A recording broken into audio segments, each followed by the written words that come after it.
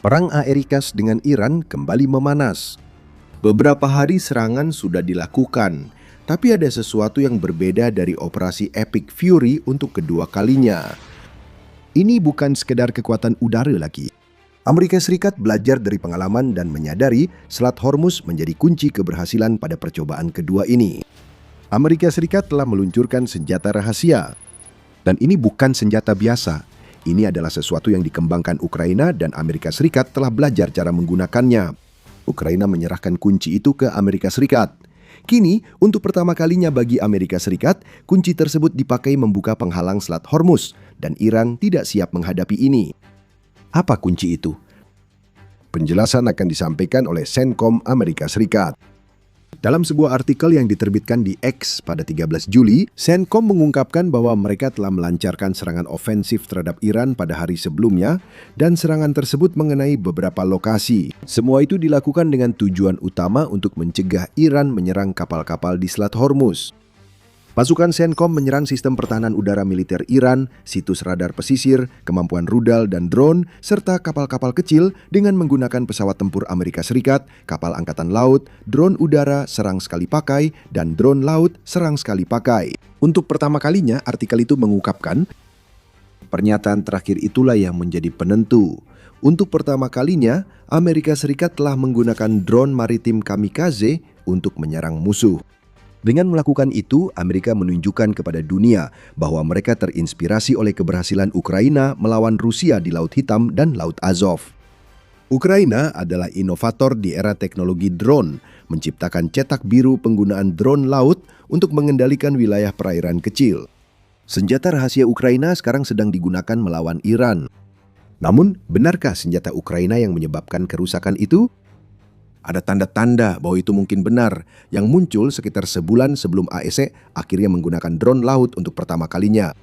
Pada 9 Juni, media United 24 melaporkan bahwa drone maritim Magura V5 milik Ukraina telah melakukan debutnya di Indo-Pasifik selama operasi pelatihan Ameris-REC. Drone tersebut memberikan kesan yang kuat. Operasi tersebut yang melibatkan 17.000 tentara berhasil menenggelamkan kapal target selama latihan tembak dengan peluru tajam di Filipina, menunjukkan bahwa drone itu persis seperti yang selalu ditunjukkan oleh Ukraina. Drone ini yang menyebabkan kekacauan pada armada Laut Hitam Rusia hingga armada itu kini tak lagi berpengaruh di Ukraina. Dan di Filipina, Amerika Serikat mendapatkan pengalaman langsung pertama tentang kekuatan senjata Ukraina. Amerika Serikat melancarkan serangan di Selat Luzon, tampaknya sengaja untuk menunjukkan pada negara-negara penguasa jalur air sempit seperti Iran di Selat Hormuz bahwa AS Serikat mampu memakai drone maritim secara efektif. Operasi itu menandai penyebaran resmi drone Ukraina keluar Laut Hitam. Hal ini mungkin membuat Anda mengira Magura V5 digunakan Amerika Serikat untuk menyerang Iran pada 12 Juli. Namun, asumsi-asumsi tersebut salah. Amerika Serikat mungkin sedang menguji Magura V5 dan bisa jadi akan segera mengerahkan drone tersebut yang memiliki muatan 320 kg dan jangkauan 430 mil laut ke Selat Hormuz. Penempatan tempur drone laut pertama Amerika Serikat mungkin terinspirasi dari aksi Ukraina di Laut Hitam, namun mereka memilih drone buatan sendiri untuk memberi pesan pada Iran tentang kehadiran senjata baru di wilayah itu. Bukan Magura V5 yang digunakan Amerika Serikat pada 12 Juli, melainkan Corsair. Dalam laporannya tentang apa yang dilakukan CENTCOM di Iran, Military Times mengatakan bahwa Amerika Serikat menggunakan Corsair untuk membantu melemahkan kemampuan Iran dalam melanjutkan serangan terhadap kapal dagang melalui Selat Hormuz. Mudah dipahami mengapa Amerika Serikat mungkin memilih drone laut itu daripada drone Ukraina yang lebih mapan. Corsair sangat bertenaga. Dibuat oleh Saronic yang berbasis di Texas, Corsair memiliki panjang 24 kaki dan dapat mengirimkan muatan seberat 1.000 kg dengan jangkauan lebih dari 1.000 mil laut. Corsair mampu menempuh jarak lebih dari 2 kali jarak tempuh Magura V5 dan menghasilkan daya ledak lebih dari 3 kali lipat dalam serangan kamikaze. Corsair juga dapat mencapai kecepatan hingga 35 knot, yang membuatnya cukup cepat untuk menghadapi kapal cepat Iran yang menjadi ancaman utama di Selat Hormuz. Lagi pula Angkatan Laut tradisional Iran tak akan banyak berbuat.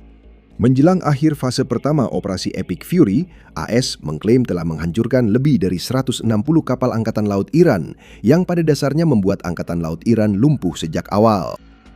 Sekarang kapal cepat dan kapal kecil sejenisnya menjadi inti dari strategi Iran. Mengikuti cetak biru Laut Hitam Ukraina, ASS kini ingin menjadikan Corsair sebagai penangkal ideal. Anda mungkin bertanya-tanya mengapa ASS memilih Corsair daripada Magura V5 dari perspektif pertempuran. Ya, Corsair lebih bertenaga dan dapat menempuh jarak lebih jauh, tetapi Magura V5 sudah terbukti sebagai pembunuh kapal. Itu mungkin membuat Anda berpikir bahwa itu adalah pilihan yang lebih baik, namun Corsair sama sekali bukan drone yang belum teruji. Kapal itu sebelumnya pernah dipakai AS Serikat, meski bukan untuk misi seperti yang baru kita lihat. Platform Corsair telah menempuh lebih dari 100.000 mil laut, jadi tidak bisa dibilang drone ini baru pertama kali dijatuhkan ke laut di Iran. Drone ini memiliki rekam jejak yang solid dalam berbagai jenis misi, dan itu terbukti baru-baru ini. Baru pada tanggal 8 Juni lalu, Amerika Serikat menggunakan Corsair untuk menyelamatkan kru helikopter Apache AH-64 yang jatuh di lepas pantai Oman, seperti yang disoroti oleh Task and Purpose. Helikopter itu diduga terkena serangan drone Iran. Corsair menunjukkan bahwa drone ini bisa menjadi cara berisiko rendah untuk melintasi Selat Hormuz untuk menyelamatkan tentara. Itu adalah yang pertama bagi Amerika Serikat. Hanya saja ini adalah pertama kalinya Amerika menggunakan drone laut untuk menyelamatkan personel yang terdampar di laut. Tindakan CENTCOM dengan Corsair pada 12 Juli sangat berbeda. Apa yang telah dilakukan Amerika Serikat di sini adalah menyaksikan Ukraina membentuk ulang peperangan laut modern. Terinspirasi oleh kapal seperti Magura yang kami ingatkan, mungkin akan segera menemukan jalannya sendiri ke Selat Hormuz. Amerika Serikat telah memamerkan kekuatan drone laut melawan Iran. Itu adalah sinyal yang jelas kepada rezim Teheran bahwa pertempuran di Selat Hormuz akan berjalan berbeda kali ini. Seperti Laut Hitam, Selat Hormuz adalah wilayah perairan yang relatif kecil dengan titik akses yang jelas. Itu bisa dikendalikan. Namun, masih ada pertanyaan utama yang belum terjawab, yaitu apa yang sebenarnya diserang Amerika Serikat dengan Corsair. Serangan pertama jenis ini telah terjadi, tapi apa yang dihancurkan? Jawabannya akan segera Anda ketahui. Sebelumnya, ini pengingat bahwa Anda menonton The Military Show. Jika Anda belum berlangganan ke saluran ini, sekarang adalah waktu yang tepat untuk menekan tombolnya. Perbedaan utama antara kampanye Laut Hitam Ukraina dan aksi Amerika Serikat dengan drone lautnya terletak pada jenis target yang diserang. Ukraina fokus menghancurkan kapal dengan drone laut karena tahu Rusia tak bisa mengganti kapal perang yang telah hancur di Laut Hitam. Amerika Serikat tidak punya kemewahan itu saat menghadapi kapal cepat Iran yang lebih kecil, lebih cepat, dan lebih banyak dari kapal perang Rusia. Amerika Serikat memutuskan untuk langsung menyerang pangkalan asal kapal cepat, bukan lagi menargetkan kapal cepat dengan Corsair. Tindakan Amerika Serikat dengan Corsair pada 12 Juli adalah bagian dari rangkaian serangan lebih besar yang melibatkan drone udara, kapal perang, dan jet tempur untuk menyerang puluhan instalasi militer Iran. Namun tugas Corsair adalah menargetkan pangkalan Angkatan Laut Bandar Abbas. 3 drone laut Amerika mengunjungi pangkalan itu. Jelas mengapa Amerika Serikat memilihnya sebagai target pertama dalam penggunaan tempurnya. Bandar Abbas dianggap sebagai salah satu pangkalan Angkatan Laut terpenting Iran karena merupakan instalasi utama bagi Angkatan Laut Iran dan pasukan Angkatan Laut yang dikerahkan oleh Korps Garda Revolusi Islam atau IRGC. Yang terakhir, ini bertanggung jawab atas pengerahan kapal cepat Iran untuk mengganggu pelayaran di Selat Hormuz. Bandar Abbas adalah semacam pusat serbaguna bagi Angkatan Laut Iran menurut laporan Sandbox. Tempat ini menjadi pos komando dan kendali. Iran memakainya sebagai pangkalan kapal cepat dan penebar ranjau yang kerap menimbulkan masalah di Hormuz. Ada rudal di pangkalan ini, namun alasan utama pangkalan ini jadi target pertama serangan drone Corsair Amerika adalah hal lain. Bandar Abbas terletak tepat di ujung tikungan Selat Hormuz yang berada persis di tengah jalur perairan itu. Pangkalan ini menjadi pusat dari segalanya. Tak ada kapal yang masuk atau keluar selat tanpa melewati Bandar Abbas. Dan kapal yang tak diinginkan Iran di Selat Hormuz bisa jadi target senjata dari pangkalan ini. Amerika Serikat menyerangnya menggunakan drone laut Corsair. Dengan langkah itu, Amerika bertujuan menghancurkan pelabuhan di pangkalan tersebut dan memastikan risiko dari sistem pertahanan udara Soviet serta rudal anti kapal Tiongkok di Bandar Abbas menjadi tidak berarti. Sandbox melaporkan bahwa target spesifik Amerika mungkin adalah fasilitas perbaikan dan pemeliharaan kapal selam di Bandar Abbas. Hal ini masuk akal dalam konteks menyingkirkan satu-satunya aspek kekuatan laut yang masih dimiliki Iran yang tidak bisa begitu saja dihancurkan oleh Amerika Serikat dengan serangan udara dan rudal anti kapal di permukaan. Namun, Amerika Serikat hanya mengkonfirmasi serangan itu terjadi dan drone laut Corsair terlibat. Bandar Abbas sudah pernah diserang Amerika sebelumnya, jadi serangan ini bukan hal baru. Namun, rezim Iran tidak siap menghadapi apa yang telah disiapkan Amerika Serikat kali ini. Itu tidak mungkin. Corsair belum pernah digunakan untuk melakukan serangan sebelumnya. Dan meskipun Iran kemungkinan besar memperkirakan bahwa Amerika Serikat pada akhirnya akan menggunakan drone laut dalam pertempuran di Selat Hormuz, mereka jelas tidak menduga drone-drone itu akan digunakan untuk menyerang sebuah pangkalan. Kapal cepat mungkin bisa, tapi salah satu pangkalan paling berbenteng di pesisir Iran seharusnya tidak akan diserang. Namun kenyataannya tetap terjadi. Meski Iran tak menduga Corsair jadi senjata pilihan Amerika, mereka tahu sesuatu akan datang. Presiden AS Donald Trump membuat hal itu sangat jelas menjelang dimulainya kembali operasi Epic Fury. Frustrasi karena negosiasi tidak berjalan secepat yang diinginkan AS atau ke arah yang diinginkan AS, Trump mengatakan pada 8 Juli bahwa perjanjian gencatan senjata Amerika dengan Iran telah berakhir, sambil menyebut para pemimpin negara itu sebagai gila dan sampah. Hal itu terjadi setelah pertukaran serangan terburuk antara Amerika dan Iran yang pernah terjadi sejak kedua pihak menandatangani nota kesepahaman yang antara lain menjamin masa gencatan senjata selama 60 hari. Kami menduga jaminan itu tidak berhasil. ASS juga tidak menunjukkan tanda-tanda akan berhenti. 2 hari setelah drone laut digunakan sebagai senjata pertama kali, Trump menyatakan pembangkit listrik dan jembatan Iran jadi target berikutnya, sementara AS memblokade pelabuhan Iran di Selat Hormuz. Minggu depan akan menjadi sangat buruk bagi mereka, ujar Trump seraya menambahkan, kami akan menghancurkan semua pembangkit listrik mereka, kami akan menghancurkan semua jembatan mereka, kecuali mereka mau duduk di meja perundingan dan bernegosiasi. Mungkin terdengar sinis, tapi semakin banyak hal berubah, semakin banyak juga yang tetap sama.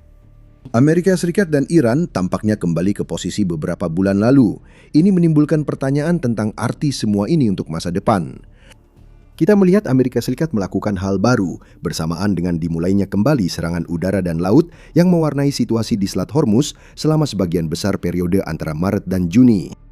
Ini juga bukan hal jangka pendek bagi pemerintahan Trump. Trump menegaskan perang dengan Iran kembali berlangsung dan akan terus berlanjut selama Amerika Serikat merasa itu perlu.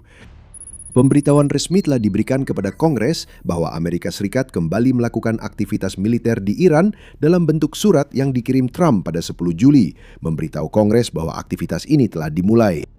Hal itu memicu perdebatan di Amerika Serikat. Pemberitahuan tidak berarti persetujuan Kongres. Tentu saja, pemerintahan Trump juga tidak mencari persetujuan pada kali pertama. Saat perdebatan terjadi, kami lebih fokus pada dampak militer dari penggunaan pertama drone laut oleh Amerika untuk menyerang. Implikasi tersebut sangat besar, karena insiden tunggal ini mungkin menandakan perubahan besar-besaran dalam cara AS mengembangkan dan membeli senjata. Saronic adalah contoh perubahan di industri pertahanan Amerika saat ini. Kembali terinspirasi oleh Ukraina.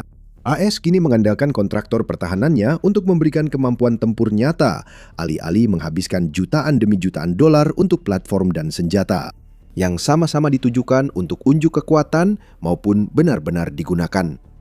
Corsair merupakan salah satu hasil dari perubahan dinamika pengadaan pertahanan. Drone laut ini harganya di bawah $1 juta untuk Amerika Serikat, lebih murah dari misil manapun yang digunakan Amerika melawan Iran, dan bisa digunakan untuk misi penyelamatan serta serangan. Apa yang kita lihat di sini adalah pergeseran menuju efisiensi biaya yang dikombinasikan dengan efektivitas tempur, yang secara singkat menggambarkan pendekatan Ukraina dalam mengembangkan senjata yang digunakan melawan Rusia dengan sangat tepat.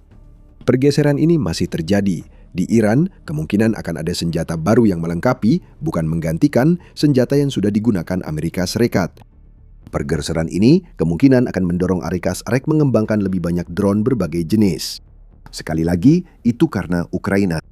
Hal ini telah menunjukkan bahwa drone dapat digunakan untuk hampir setiap tugas yang bisa dibayangkan dalam peperangan modern, membuat AS berada dalam posisi yang tidak biasa, yaitu harus mengejar ketertinggalan di bidang ini.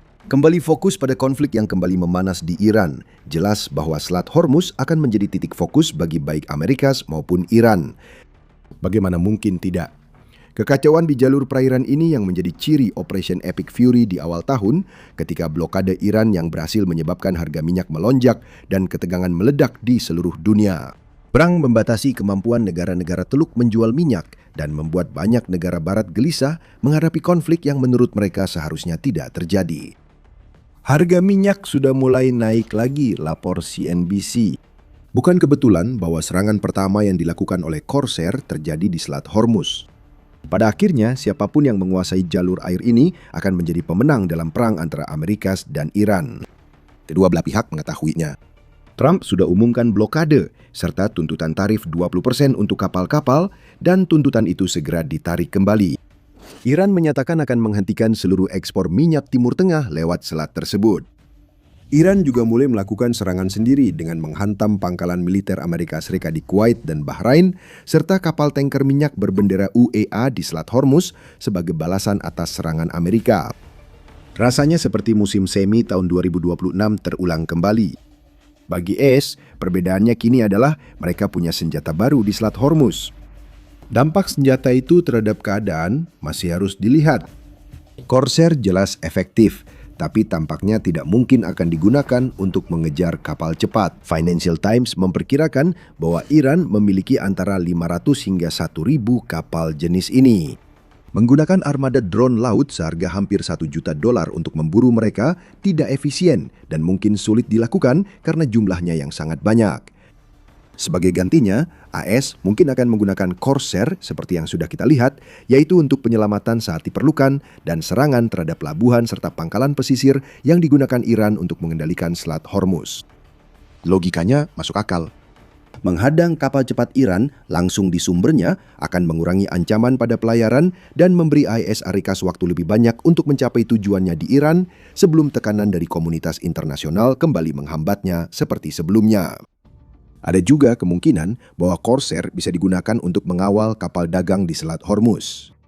US Naval Institute melaporkan pada Juni bahwa Komite Angkatan Bersenjata DPR AS Serikat merekomendasikan ini sebagai salah satu penggunaan drone laut Amerika. Menyatakan, komite percaya bahwa kapal Angkatan Darat berawak dapat dibantu oleh kapal permukaan tak berawak khusus USV yang memberikan perlindungan pasukan yang lebih baik, peringatan dini, pendeteksian, dan efek pertahanan sambil mengurangi risiko terhadap personel. Satu hal yang sangat jelas adalah bahwa Corsair dan mungkin drone laut lainnya sedang diperhitungkan dalam putaran kedua operasi Epic Fury. AS telah belajar dari Ukraina dan mereka tahu seberapa serbagunanya drone-drone ini. Dan meskipun mungkin tidak bisa menjalankan strategi yang sama seperti yang digunakan Ukraina terhadap Rusia di Laut Hitam karena banyaknya kapal cepat yang dimiliki Iran, Amerika baru saja menunjukkan kepada kita betapa berbahayanya drone-drone Corsair miliknya. Kami perkirakan akan ada lebih banyak serangan pesisir oleh drone laut Amerika dalam waktu dekat. Namun di luar itu, kemungkinannya banyak, dan langkah Amerika Serikat selanjutnya kemungkinan besar bergantung pada respon Iran di Selat Hormuz. Kita mungkin juga akan melihat AEC mengerahkan sesuatu yang jauh lebih mahal dalam perang melawan Iran.